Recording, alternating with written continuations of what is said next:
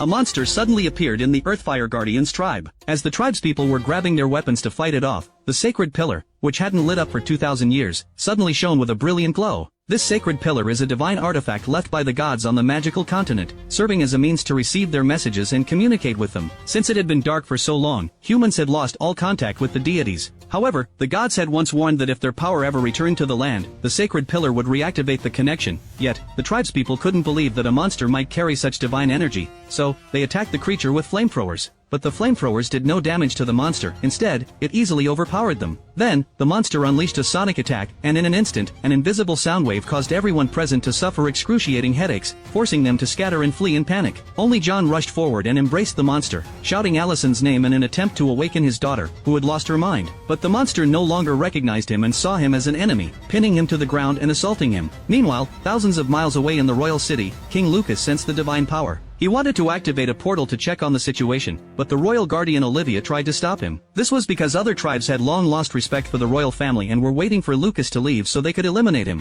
But divine power hadn't been seen for millennia, and Lucas didn't want to miss this chance to find it. So, despite Olivia's objections, he forced the portal open and instantly appeared before the monster. Then, he used his sword to cut his finger and let a drop of his blood merge into the monster's forehead. As a descendant of the gods with half-divine bloodline, Lucas's blood can suppress any power that isn't truly divine. Soon, the enraged monster calmed down and even grew dependent on Lucas. When Lucas commanded the monster to heal John's injuries, it immediately obeyed. A golden light emanated from the monster, and as it fell upon John, his wounds began to slowly heal, quickly restoring him to full health. At that moment, the divine power within the monster was exhausted, and it collapsed to the ground. However, something incredible happened. The monster's skin shed, revealing Allison in her original form. John then brought Allison home. Yet, she showed no signs of waking up and could still turn back into the monster at any moment. Left with no other choice, John took out a crystal left by his wife, Sophia. This crystal could suppress divine power, allowing Allison to become an ordinary girl from then on. Sophia's maternal clan had relied on this very crystal to suppress awakened divine power among their people,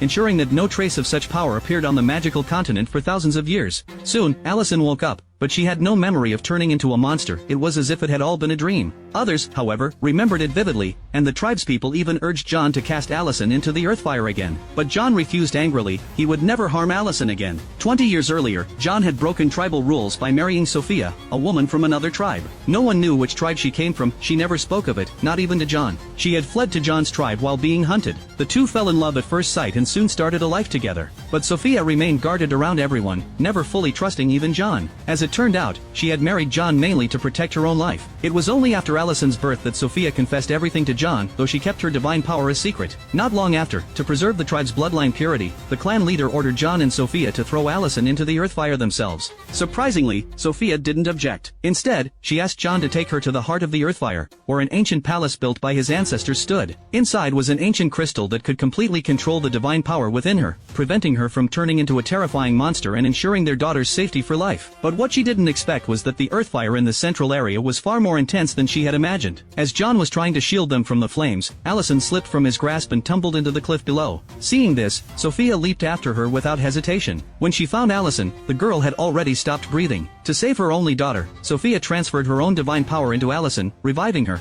and left behind the crystal that could suppress such power. However, the consequence was that Sophia herself was now doomed to live as a monster, stripped of her human reason. When she brought Allison back to John, Sophia had lost all human rationality, but her love for John and their child kept her barely conscious long enough to ensure their safety. To prevent herself from harming them, she resolutely jumped into the Earthfire and ended her own life. At that moment, John realized Sophia had been a monster all along, but her ultimate sacrifice showed him that her love for their daughter outweighed her own life. Then, John defied the clan leader's order and brought Allison back to the tribe, vowing to protect her every step of the way. Even though the tribespeople remained hostile toward Allison, he never let her come to harm and continuously searched for a way to prevent her from turning into a monster again. But what he didn't anticipate was that the glow from the sacred pillar had drawn the attention of other tribes. The ability user's tribe was the first to investigate, and when Kaylee spotted the monster's shed skin on the ground, she immediately signaled her winged companion outside to report the situation to their tribe's leader. Soon after, a group from the ability user's tribe arrived at John's tribe, intending to take Allison away and extract the divine power from her. This tribe consisted entirely of ordinary people who deeply admired tribes with magical and special abilities.